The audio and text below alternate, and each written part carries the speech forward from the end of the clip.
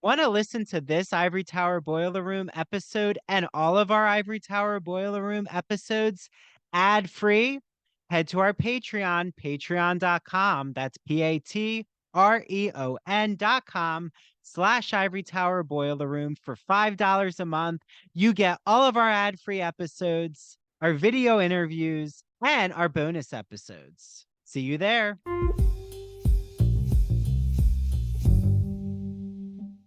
Hi, everyone. This is Dr. Andrew Rimby, and I am so excited to be talking to you all about Broadview Press. Broadview Press is an independent academic publisher in the humanities that produces high quality, pedagogically useful books for use in university and college classrooms. They publish in the humanities, mainly English studies, writing, philosophy, and history, just to name a few genres. So you might be asking, okay, Andrew, have we heard any Broadview Press authors? And the answer is yes. You actually right now are listening to a Broadview Press author. Dr. Jason Holt's book, The Philosophy of Sport, is published by Broadview Press. So make sure that you use Broadview Press's exclusive Ivory Tower Boiler Room discount code. It is Ivory Tower. Go to broadviewpress.com and order Jason's book, Philosophy of Sport. And if you haven't, make sure that you listen to the spring episode with doctors Kyle Stedman and Tanya Rodriguez, who wrote all about sound writing and making your own audio projects, including how to make podcasts, which I know a lot of you out there asked me about how to make your own podcasts. Listen to that episode from the spring. Dr. Jeffrey Weinstock in the winter, he talked all about pop culture for beginners and also about how to teach composition. And he uses this really fun horror gothic metaphor of being a mad scientist in the composition classroom. And in the fall, yes, the university season is upon us soon. Dr. Ann Stevens talked about literary theory and criticism and dissects what it does literary theory actually mean. I love Broadview Press. It means so much to have them as a sponsor here. And like I said, use that exclusive 20% off code Ivory Tower for all of your literature orders. Broadviewpress.com. Follow them on Instagram. And can't wait for you all to hear the next Broadview Press interview.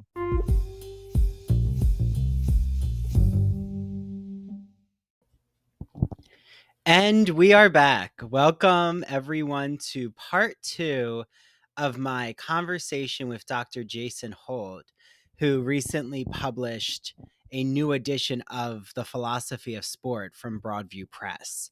So if you haven't listened to part 1, you need to listen because you are missing out on such a nuanced conversation about why a philosopher like Jason would be so drawn to sporting and athletic culture. And what does that mean when you start to philosophize? I love that verb, all about sports. So I left you on the edge of your seats, and I'm about to play a short clip of the end of our part 1 conversation, just so you have it in your head right now and you can remember.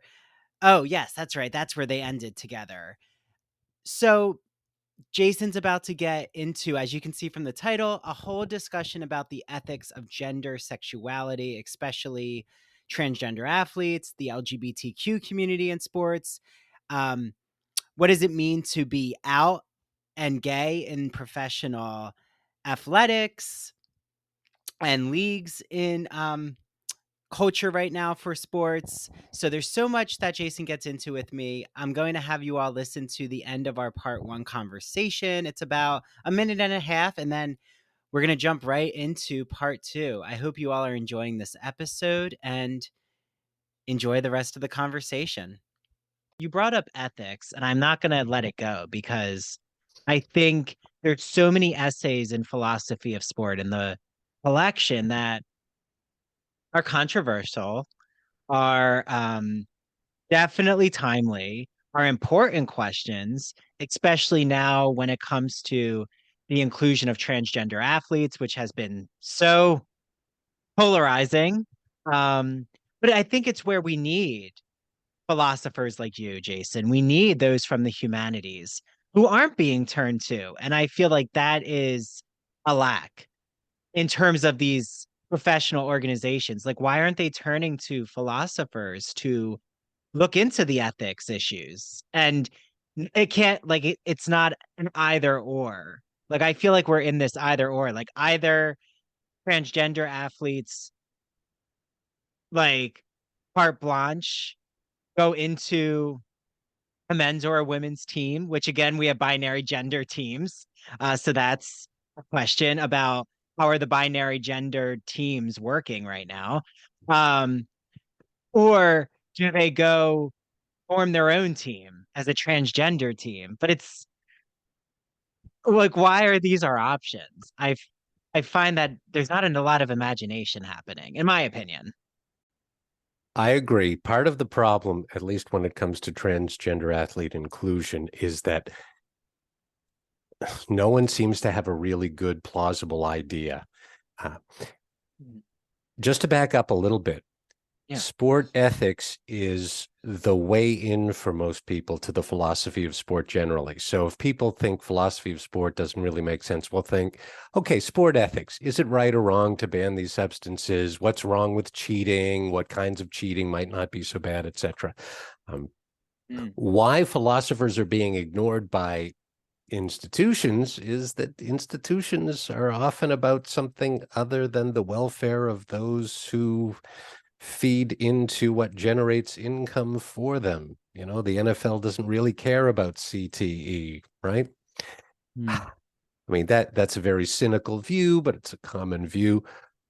With the case of transgender inclusion, there seems to be a real conflict between the idea that people who want to participate in sport, everyone should be able to participate. And this, of course, includes transgender athletes, but everyone who competes also has a right to compete in fair contests. And there's this concern that allowing trans women into traditionally cis women exclusive female sports, at least some sports, not all, more of the masculine sports and not the feminine sports. And that's an interesting wrinkle we can get into, would be unfair. Now, I'm not saying it is, but you can see where the concern comes from. But there's this conflict here because inclusivity is important, fairness, and from a certain perspective, fairness for the protected women's classes is important too. And it's not clear how to sort that out. Now, conceptually, it's not clear what we should do, but there are various proposals to the effect that mixed competition formats might be appropriate. And this is just a very artificial example that I think might be in the second edition of the book. So if you take something like a combat sport, we have divisions, we have sex divisions, we have weight class divisions, we have experience level divisions, especially when we're talking about martial arts tournaments. I've recently started taking Taekwondo. They're not going to put me up against the black belt, but other now intermediate practitioners. So in a combat sport, there might be room to develop the right sort of blend. So in MMA, it could be the case that you have a competition class involving a flyweight cis man that's 125 pounds, Mm. let's say featherweight cis woman that's 145 pounds, so 20 pounds heavier, and maybe a bantamweight trans woman that's 135 pounds. It's a very artificial example, but a slightly lighter cis man, a slightly heavier cis woman, and then in between a trans woman, that might be the sort of setup for a competition class that would be fair and allow inclusion of trans athletes, which is hugely important, obviously, but also respect the concerns for protected classes for women. Uh, that is not even really the beginning of an answer, but it does get at the idea that if we have a multi-factor competition class structure in place, that might allow us to tick most of the boxes. Well, and what you're demonstrating is the importance of an empathy based analysis. And like to me, that's what we're missing here is, and like that's where the humanities, you hear all the time, how are arts and culture, how does it uh change the landscape in society? And it's like, well, it's at the heart of empathy, it's at the heart of emotions. And that I hope that there's more of a turn to these inquiries of, okay, open, like once you're open to what we need inclusion, that's the first step, is there needs to be an acceptance. And right now, there's still an ostracized um element to it, which I don't agree with. I know you don't. And I think once we move past that, and there are needs, I mean, there's also the question to be asked of, well, how about women who want to enter into football, which still hasn't been addressed? Or my cousin, I'll shout her out because she told me this. I was so proud and excited when Violet, she was the only woman on her wrestling team. Very cool. And yeah, it's cool. But again, like I think these questions are so important of, okay, well, how do you support a woman who enters into a wrestling space or a football space? Yeah, that's an interestingly different kind of case because just to get back to the weight class analogy, nothing prevents a lighter fighter in a combat sport from fighting up a weight class. Mm, They are, however, protected from having to fight those at a heavier weight class. So there is no barrier in a traditionally masculine sport. Of course, there's social barriers. Nothing should prevent a female from wanting to compete in a usually exclusively male sport, like, as you say, football. That's totally fine. But if there were, but you see, going the other way, it wouldn't work because that would be like the heavier weight class fighting down. But the idea that it's somehow wrong to allow women to compete in those sports is just, that's just old patriarchal silly thinking. I yeah. mean, Well, and and I, and yeah, and you can admire people like did you say your cousin? cousin. Hmm. Cousin, for doing that sort of thing, because that's important for not only as far as inclusion goes, but also for trying to smash those ridiculous stereotypes that we shouldn't have anymore. Yeah. Well, and I'm so glad like you're drawing, these are different scenarios, and there would be a different approach to try to find a solution or offer a solution, I should say, or offer an interpretive way of, a path of inclusivity or even just acceptance. And I mean, how do you weigh in on what I love is as your philosophical mind, Jason, it's not about, how you weigh in personally, but like you're already trying to find different approaches to interpret and to offer a response to these questions, which is, you know, just so welcoming. And I enjoy this thought experience with you. Thank you. But another really, I would say it's probably not as prescient right now in the news as transgender athletes, but I do think it is extremely important, which is questions around, are gendered sports I don't want to say necessary because feel like it gets framed like that, but is there a way to have quote unquote um gender neutral sporting scenarios? Like, can you have swimming teams where you can have those who are, you know, men, women, those who are non-binary, who all are on the same team?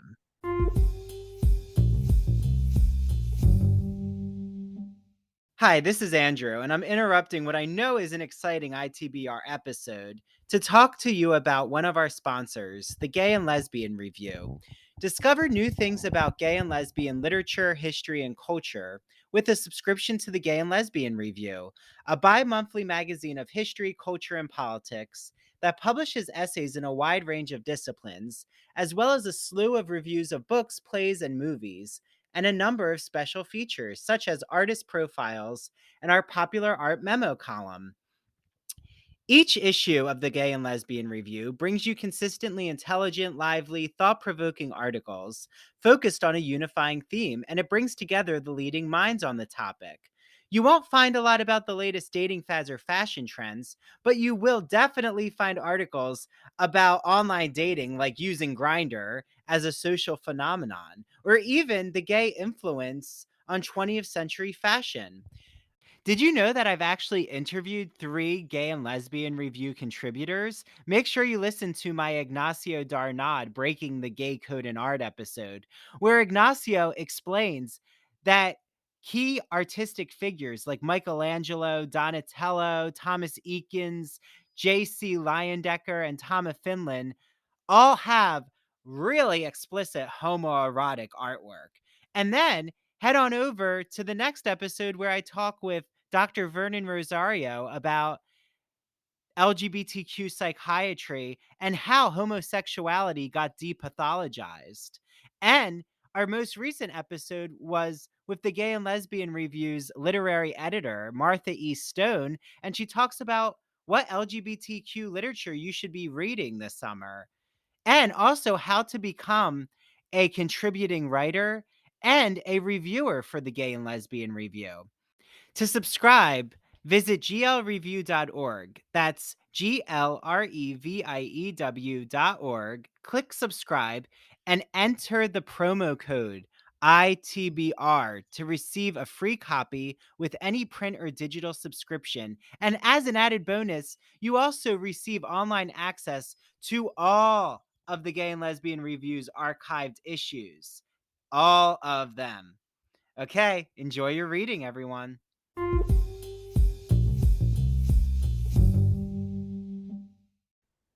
Yeah, that's an interesting question. And there are different ways you can do this, and it depends on the sport and it depends on the athletes. But so there are various mixed sport possibilities, right? You have mixed doubles in tennis, for instance. You might have mixed relays in swimming.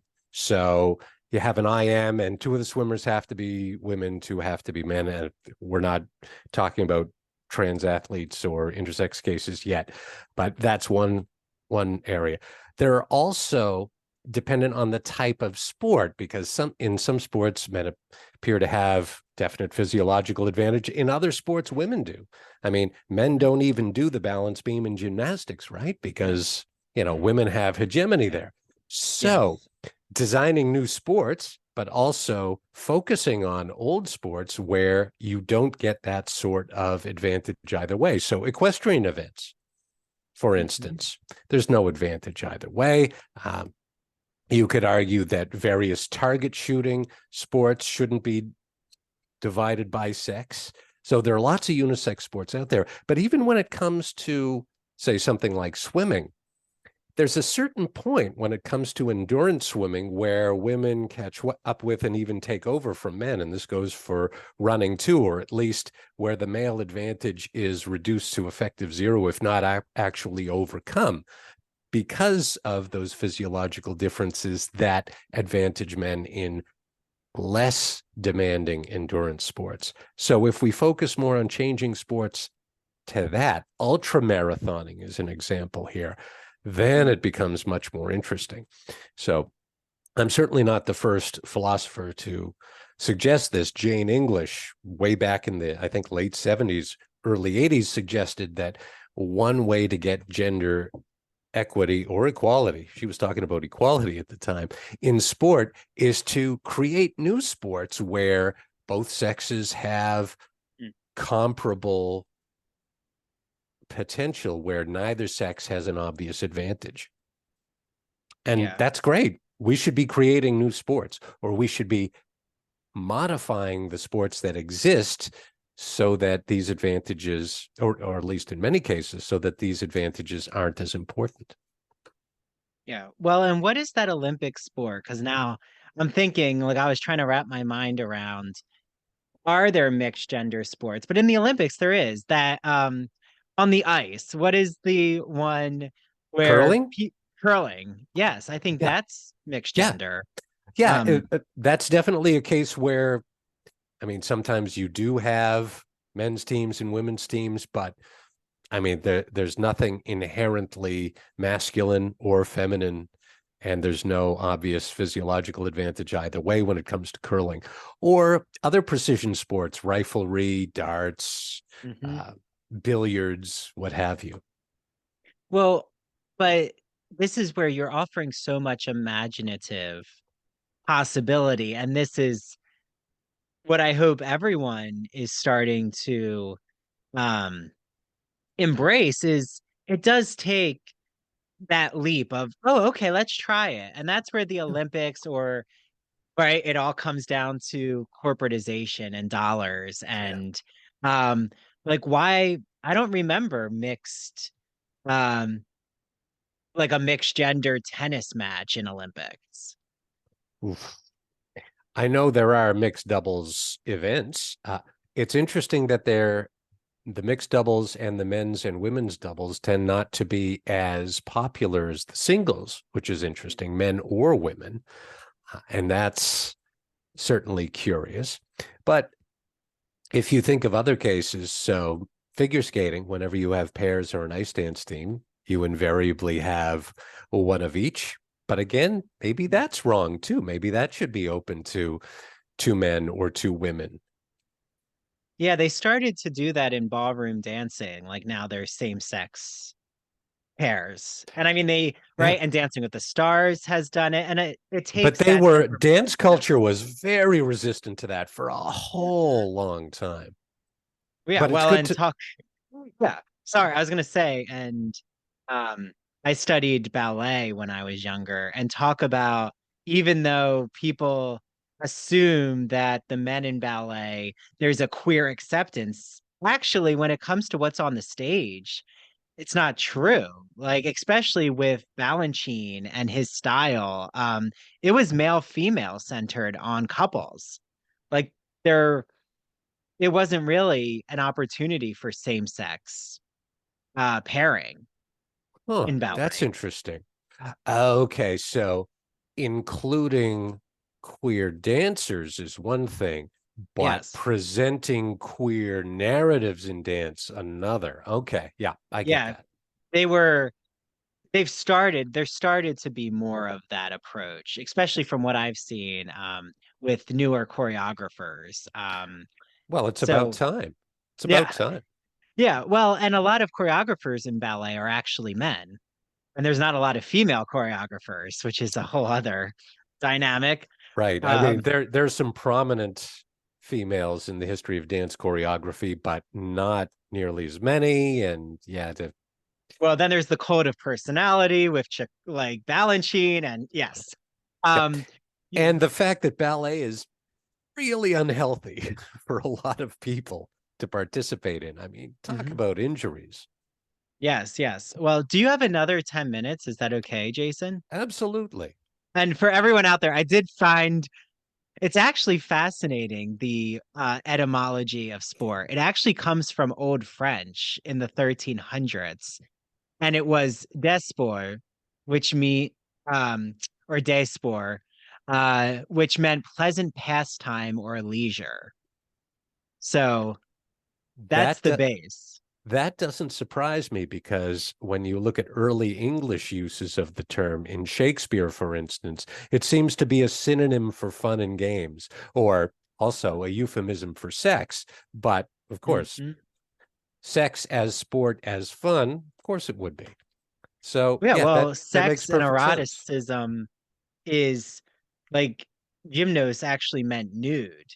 And it Hmm. was because the Olympics were in the nude in Yes. ancient Greek. Oh, the male athletes. I should be very specific here. Yeah. What the Olympics meant then. Right. Um, but citizens, male citizens in ancient Greek culture. That's right. Um, well, and do you know why they were in the nude? Was that just because? Was that an aesthetic that was regaled in ancient Greek culture? I'm not entirely sure. I'm not a historian of sport, but my guess is that the answer is lost in the mists of time. But there must have been an aesthetic component. Obviously, as you know, there's a homoerotic component. It's partly the culture.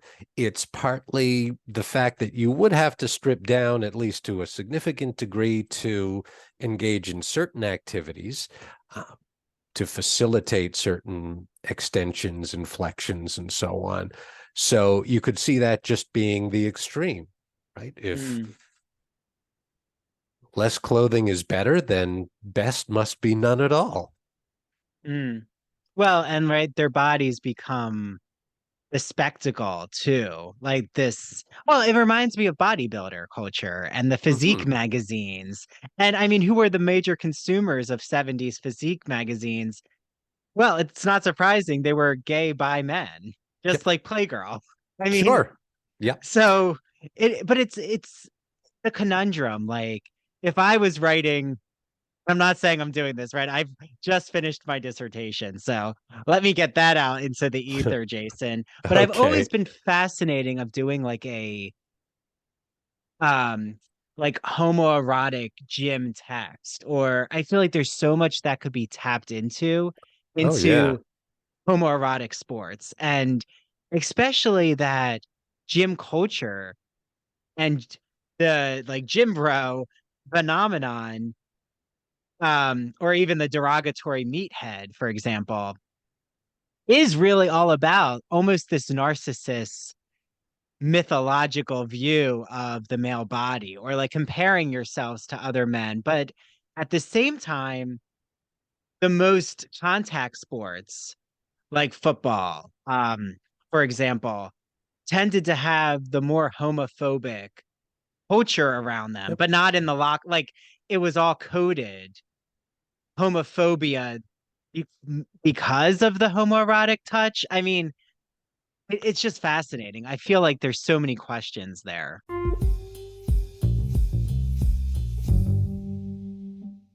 LGBT stories are universal, but each one speaks to the individual heart and soul of the writer telling it.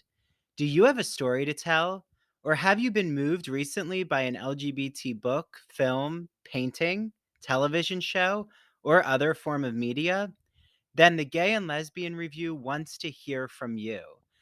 The GNLR believes in bringing awareness to queer art and artists through reviews, commentary, and thought pieces in which the author relates their personal lives to a particular piece of art, a novel, a movie, or what have you.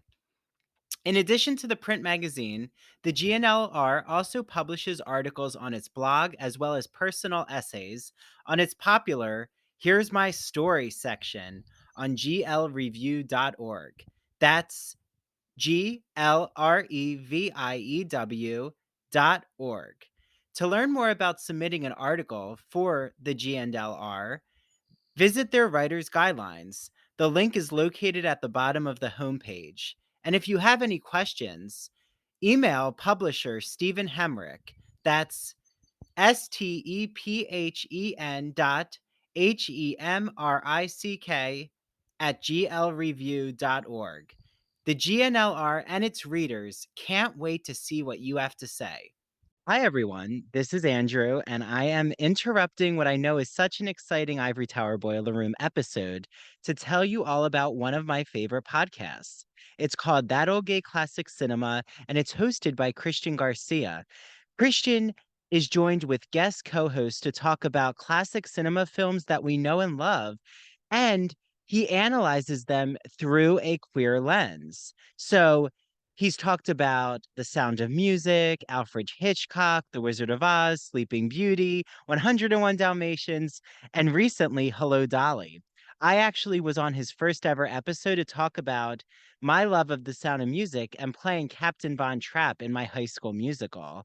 Then I was joined with Mary DePippi, the host of True Crime in Academia, and our friend Travis Roundtree to talk about Alfred Hitchcock's Vertigo.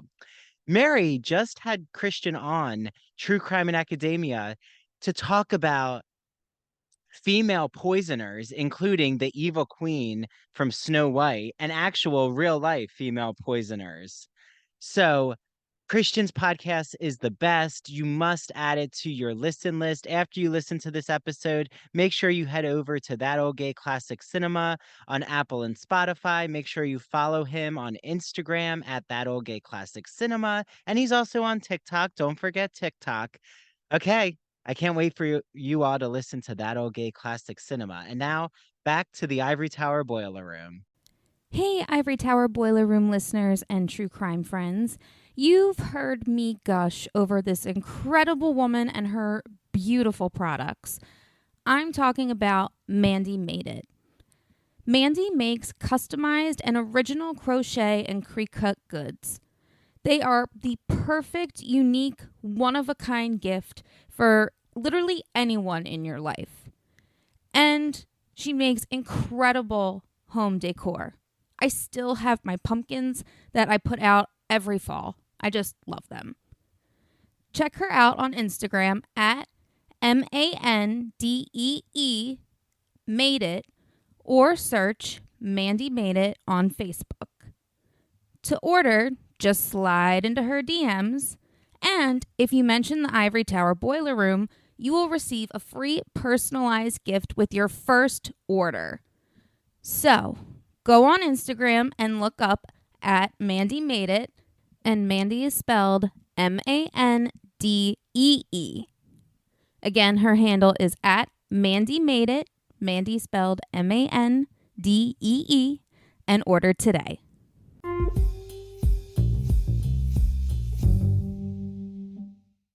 There are, and I mean, even more pronounced than high-level football, think mixed martial arts. I mean, the homoerotic elements there and how the men, but not the women, tend to be closeted is really interesting. Yeah, martial arts culture, fascinating. One thing the ancient Greeks had on us, though, is that, at least if we believe the learned accounts, because developing the body, and this feeds into the bodybuilding culture, as you mentioned, was seen as a component of a well-lived life, the built body was a physical expression of the person's virtue. So the musculature, the cut physique is seen as a sign, a benchmark of the virtue of the subject. And you can see that when all of this practice comes together. So yes, you spend time in your gymnasium, but you also engage in philosophical discourse with Socrates and so on and so forth. Now, a lot of contemporary culture has lost that, but I do note that this was tapped into back in 80s action films by notably muscular physiques. And I'm thinking here, this may have started with Bruce Lee, but in the 80s, we get people like Sly Stallone and Arnold Schwarzenegger and Jean-Claude Van Damme, where cinematically the built physique is a sign, a symbol of the character's virtue. It's not irrelevant. Stallone having a beautiful built body in the Rocky films or as Rambo, that's not accidental. This feeds into our tendency to respond more intensely to almost caricature-like stimuli. So Stallone is a better symbol of virtue, or Jean-Claude Van Damme in Bloodsport. Love that movie, by the way, because of this connection. And it's really interesting. Anyway, I don't want to get lost. No, I love it. No, these are really helpful. I always say the visual, even in my work, I always turn to paintings when it comes to homoeroticism, because I do think you need to latch on to the visual to understand a highly theoretical concept, because then you can just get lost in the sauce, which is something I don't want to do with my writers. And but yeah, I mean, now I just want to scream out when I'm at the gym. Gymnos means nude. That should be the book title. If anyone steals that from me, I need rights. Hey, you staked a claim to it here. I did. I think it would be a good title. That's a great title. Yeah, well, and erotic philosophers, I mean, have such an intersection, I'm sure, they do with porn studies, with gender studies. I'll have to now like do a search. Like if you have any recommendations, Jason, just because I'm not sure where the erotic, I mean, the erotic you could argue is imbued in every work, like you said, with Mhm. how sports was used in Old English, with sexual puns. Mhm. But yeah, if you have a list, let me know. Um, Uh, I'm really not expert in that field, but I think there's a lot of good work that could be done, especially if you overlap with philosophy at all, because there are philosophers who work in those areas, but they tend not to link it to sport or physical culture or mm, depictions either in high art or popular art. yeah, I'm So, even yeah, thinking write like, the book, write the book. okay, I will. No, I think it's an auto theoretical turn, like that type of work, which I think in philosophy there is a lot of auto theory. So the mix of the memoir with the theory, and your scholarship and subjectivity. I think it is important that we have more studies like that in alongside of the quote unquote traditional, if you want to call it traditional, but the quote unquote analyses that there's also creative experiments. And I do think, as we're turning to the end of our time, Jason, um, there's so much that you've brought up here of work that continues that hasn't been addressed. Like this is a really new flourishing field, philosophy of sport, but even these questions that are asked. And, we've briefly touched the surface of the water here. Um, and yeah, I'm just so thankful that you came here, that we've like had so many moments of just trying to um unpack, so to speak, all of these dilemmas, you might want to call them, or just ethical questions that are so timely right now. I've enjoyed it too, and it's been great. And just just to give a hint of where philosophy of sport might go from here, I think a lot of interesting work will lie not within philosophy of sport in the future, but in connecting issues in the philosophy of sport to other cognate areas like the philosophy of dance and Mhm. martial arts and that sort of thing. And that's where I think I'm headed now. I've recently done some work on martial arts and aesthetics and sport, and I hope others follow me in that direction. It's exciting. Well, and I think that there's so much that you've offered here of what possibilities exist. But I don't know, you've inspired me, Jason, definitely with like my creativity and academic intrigues. That's Um, wonderful. Thank you. That's very gratifying. no, it's true. Well, and everyone listening, I'm going to send this to all my fitness friends, like, because there's such an accessibility here. And that to me is that pulling back the curtain of don't be afraid of the term philosophy, the study of knowledge. Like, that's what it is. It's the study, an intense study of a subject, right? Like, it could be the intense study of what it means for me to have all these books behind me. Right, but it's that inquiry, like just being curious of finding an answer. So yeah, thank you, Jason, and everyone out there, please, get your hands on Philosophy of Sport, by Broadview Press. Um, I have the link in our show notes here. You get 20% off with the code Ivory Tower, so that's exciting. And already this is, you know, what I love about Broadview Press is their price point is always accessible, which you can't say about academic publishing sometimes. So, that's why I turn to interlibrary loans. Um, but yeah, thank you, Jason. I can't wait to continue to be in touch. And, everyone out there, if you also know other philosophers who I have to bring on, let me know.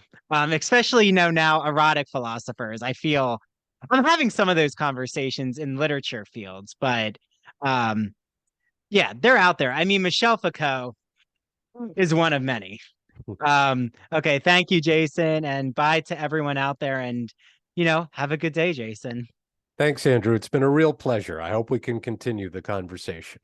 Yes, definitely. Okay, and on that note, everyone, get out there and get your sporting uh strategies on in whatever way you imagine that to be.